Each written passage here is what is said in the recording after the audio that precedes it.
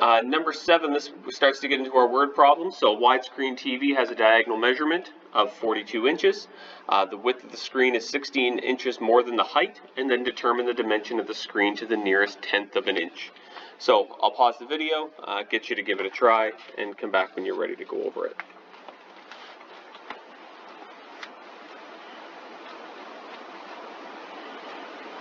Alright, so let's visualize what this is saying here. This TV has a diagonal measurement of 42 inches. Okay, diagonal measurement, 42 inches. It has the width of the screen is 16 inches more than the height. So whatever the height of this is, if I add 16 inches onto it, I'm going to get what the width of this is. And then I have the regular height. So it wants to determine the dimensions of the screen. Hopefully we can see that this would make a right angle right there. And then I have this triangle shape that pops up here. So what can I use for a triangular shape that's going to help me solve this? This is where we start to have our Pythagorean theorem pop in. So we know that we have c squared is equal to a squared plus b squared. And we know c squared, the whole thing, is 42 square inches. Okay, or 42 inches for the diagonal, it's squared. And then I have h plus 16 squared plus h squared. If I expand this out, now I've got 42 squared is equal to, and then I'm going to FOIL out this term. So remember, this really just means here that there's 2 of these, h plus 16 for each one, plus an h squared. So 42 squared is equal to h squared plus 32h plus 256, okay, by going through my foiling step, plus h squared. Now that means that this value, 42 squared, looks like it gives me 1,764. Just double check that. 42 squared, 1,764. So 1,764 is equal to 2h squared plus 32h plus 256. Then after that, we're going to start to solve for h here. So now this becomes a problem like we've been doing. So I'm going to move the 0 over to the other side over here, or the 1764, make it 0 on the left. And so I'd have 2h squared plus 32h plus 256 minus 1764. 0 is equal to 2h squared plus 32h minus 1508. Okay, that's a lot just to even set it up into standard form, right, to go through those steps. But now we can start to run through those completing the square steps. So we're going to group together our first 2 terms, and it looks like I'm going to have to factor out a 2. So I'd have h squared plus 16h left over, minus the 1508. So then remember, after that, I need to take half of the b value and square it. So h squared plus 16h. Half of 16 is 8. Square that, I get 64. So plus 64 minus 1508. 0 equals 2h plus 8 squared. There's my first part. And remember now, it's 64 times 2. So that's going to be minus 128 minus 1508, which means that 0 is equal to 2h plus 8 squared minus 1636. So now I did the completing the square step and flip this into vertex form. Now I'm going to move and start to solve for h here. So I'm going to move that 1636, add it to both sides. I'm going to move it over to the left. Is equal to 2h plus 8 squared. We're going to take half that number, which is going to be 818, is equal to 8 plus h squared. So I divided it by 2 to get rid of the a term. Then I'm going to take the square root of this, and it's going to become plus or minus the root of 818, and the square root on this side is going to cancel out that square for me. So then I've got plus or minus the root of 818 is equal to h plus 8. I move the 8 over to the other side. It does give me a negative, so negative 8 plus or minus the root of 818 is equal to h.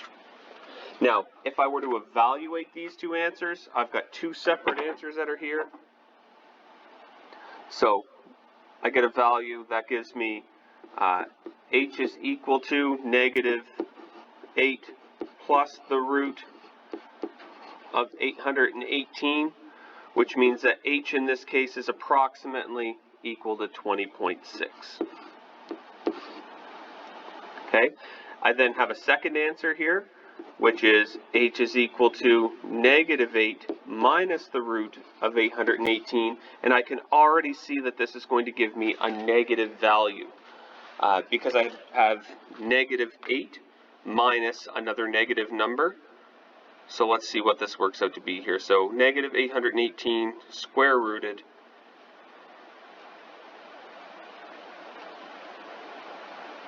and then minus 8 more means that h is approximately equal in this case to negative 36.6.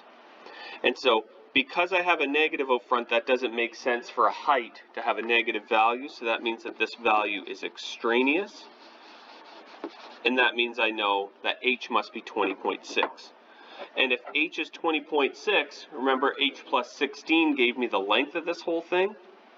So if the height of this thing is approximately equal to 20.6 inches, then the length of this thing must approximately be equal to 36.6 inches.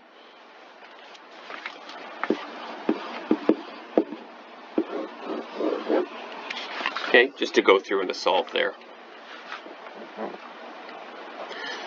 Alright, and we can see that on the next one as well. It's much more laid out. I just found it kind of confusing as we started to go through it to detail, but it definitely is here if you want to read through this again, just to get the understanding of where these are coming from. We end up with the same values here that we had from before with our solution, and it also gives us the approximate values that we get for the 20.6 inches for the length and 36.6 inches there. Alright. So I've got two other ones that are here. Let's try this next one out. So solve for x squared minus 21 is equal to negative 10x by completing the square, and express your answers to the nearest tenth. So this is looking for that approximate value. So pause the video, give it a try, and come back when you're ready.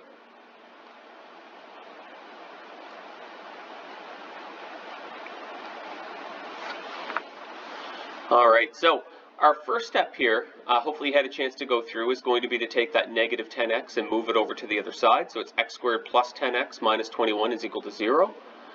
Okay, so we start with that part. X squared plus 10x minus 21 equals 0. Then we group together those first two terms and that last term and start to go through that completing the square step. So remember that once we take the completing the square, half of 10 is 5, and 5 squared gives me 25. And so we should start to see something with 25 popping up here when we start to go through and solve this. So let's see how we do. So we have that x squared plus 10x. We can see that there's that 25 that's there. And then basically what they did in the question was have the 21 already over to the other side rather than wait until after to do it. So it's the same setup, it just looks a little bit differently, just the way that it's set up here, but it is the same kind of question that we would go through and solve for. So this way does obviously have a flow to it, and it does work, and I can also jot down on our side here kind of the way that I would go through this question as well. So x squared plus 10x minus 21 equals 0. We said we group together our first two terms, so then we take half of that value. X squared plus 10x, half of that value is 5, squared is 25, so plus 25 minus 25 minus 21 equals 0. Okay, that's that first part. And then remember, the first 3 become the perfect square. So we have x plus 5 squared. There's nothing in front of the a term. A is just 1 in this case. So that minus 25 is free to come out. And it becomes minus 46 equals 0. And then you can see how we end up with the same expression that's on the other side. Okay, so same exact steps. They just basically looked at things a little bit differently in terms of where the 21 goes at the beginning. Okay, so once we get to here, if we solve for x, x plus 5, you start taking the square root of this. Remember, this is plus or minus the root of 46. Now, 46 breaks apart into 23 and 2, which means that we just have a prime number factorization, so it doesn't break apart anymore. And then we'd have x plus 5 is equal to 46. So we know that we would have x equaling minus 5 plus or minus the root of 46. So minus 5 plus root 46 gives us 1.7823. And minus 5 minus 46 is 11.7. To the nearest tenth, we can see they're rounded here and here for our answers. All right, let's try out one more. So determine the roots, negative 2x squared minus 3x plus 7. And let's break this apart to the nearest hundredth, and then using technology to verify your answer after.